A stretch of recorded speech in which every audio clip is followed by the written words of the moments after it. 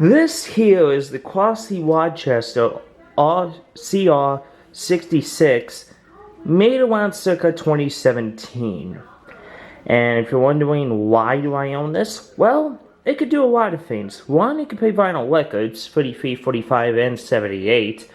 The second one, it could play CDs, although that does not work. And lastly, but not least, if you look right there, although the camera won't pick it up, it plays cassettes, although you have to play them in one direction.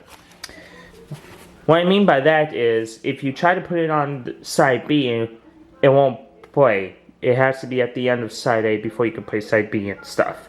But I'll show you that in just a second. Anyways, I got this at around early 2017. It's not the best vinyl player, far from it. You will have to make some modifications if you're good using that. The main issue is that when you do buy a Crosley Roctesher or any cheap turntable, sometimes the pitch will be off. And when that happens, you have to go in, unscrew this, and change the motor on this. If I could get this in here, there it is. That is the Crosley CR66. I said CR something after that. But I'm going to just simulate this pair for a bit to just show you how good this player is. I'm going to turn on the radio first.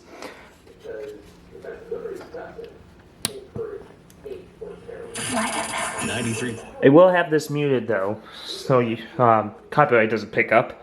But as you can see, this LED light. Hold on one second. Alright, sorry about that. The camera, the cassette I was trying to grab fell and I had to pick it up and fix it. But yeah, this can do. You can't really see well because it is dark out, but it could do AM, FM.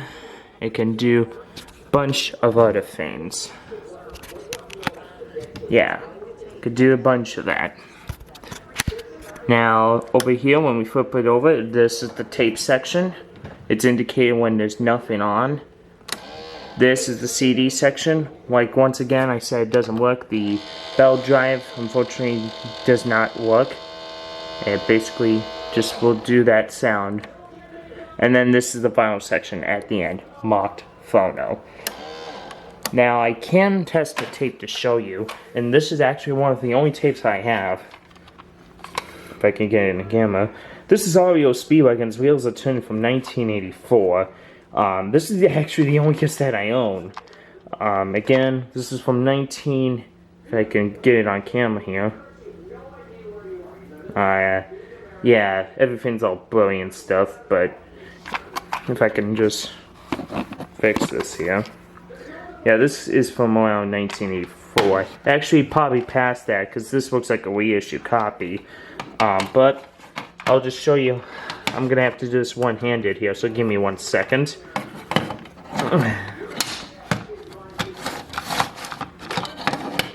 Anyways, if you're wondering what a cassette looks like, this is what it comes in. And you have to put in the cassette like an old 8-track cassette here. So I'm just going to do this for 1 second just to show you, although I will not be playing any songs here, or once the song starts I'll just show you how you put this in.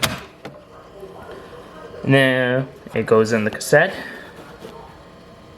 and then the music would begin to play. We're gonna go ahead and eject the tape, but if you want to hear what it sounds like, that's how it sounds like. And then we're just gonna stop it right there because that's when the song officially begins. So that's how the cassette portion of things works. I will now demonstrate the vinyl side of things. Moving on to the vinyl side of things, we have this. This is 21 Pilots' album Trench from 2018. I think I bought this the week it came out on vinyl. This is one of the earliest vinyl releases I have on 180-gram vinyl. I think after this I bought Sgt. Pepper's, which is a reissue.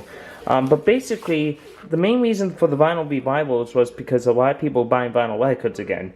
Now with CDs, it skips all the time. Vinyl records, you have that same issue, but if you play it on the right equipment and take care of them, they can actually do pretty well. I'm gonna have to pause this video so I can actually get the gatefold out without having to do this one-handed or risk damaging anything. Alright, the vinyl's all set to go, although I will have to keep this muted because Warner Music Group is very serious about their copyright. Before I say anything, when you do buy this, if the vinyl speed seems off and everyone sounds like they're on helium, you'll have to do some modifications if you're very easy and know how to do it. It's all as simple as taking out the screws on the back and adjusting the motor to the left and making it slower. And if you get it perfect spot on, which this one is close to, you can have both 33 and 45 sound the way they should be. So I'm going to go ahead and start it on. I have it on phono because I do an experiment where, because this is, you have to push it to the right for it to start. I don't want to have to do this one-handed. So I'm going to go ahead and start it. And as you can see, we're on the 33 and a third position. I'm going to have this muted throughout so you don't hear the song. But basically, it goes for about 22 minutes on here. That's how most LPs are, but this is a 2 LP release, so it's only like 4 releases. I'm going to go ahead and stop the record.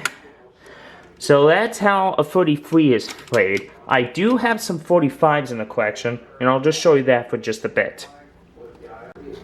Moving on to the 45 of Fames, this is the only good condition 45 I had. This is And She Was by Talking Heads from 1985. This is Little Creatures. Like most turntables, you have to switch the Fame to 45, raise the tone arm, put it on the side, and begins to play. Just enough to shut it off. Yeah, that's another thing with this Crosley. If it detects any not enough sound, it'll automatically shut off. I've had this problem playing a few Pink Floyd albums for some weird reason. But anyways, that is it demonstrating its 45 capabilities. Now, I don't have any 78s in the collection, so sadly, that's the only one we're going to be able to look at other than 33 and a third. Now, that's pretty much all to say for this player. When you do get a turntable like this, it's always good to try to find one that actually is good. Best to avoid Crosley at all costs. They're considerably like the El Cheapo band. It's better that you get an Audio Technica or stuff like that, because they actually will do pretty well better on this. Avoid combo units at all costs. Just avoid them. So that's pretty much all I'll show you here on the 18th of November 2021, and that's all. And see you guys later.